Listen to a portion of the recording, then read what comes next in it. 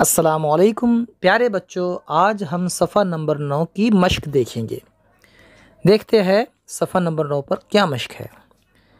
तस्वीर लफ्ज़, यहाँ पर तस्वीरें नज़र आ रही है, उनके नीचे उनके नाम भी लिखे हुए हैं। जैसे यहाँ पर ये लड़की है, इस लड़की का नाम है नजमा, देखिए नीचे दिया गया है। ये लड़का है, इसका नाम है अनवर, यहाँ लिखा है अनवर।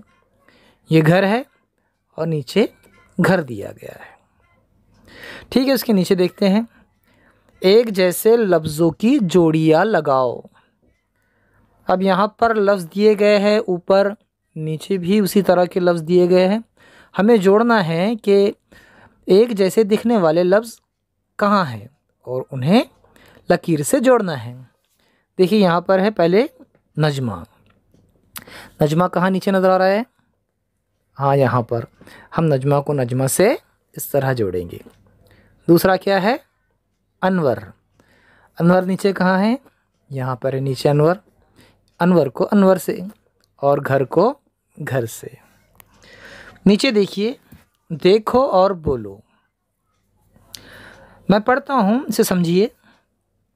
ये घर है, ये नजमा है, ये अनवर है।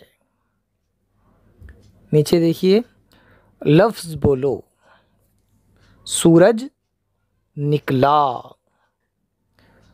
मुर्गा बोला, लड़का घर से निकला, घंटी बजी, स्कूल खुला।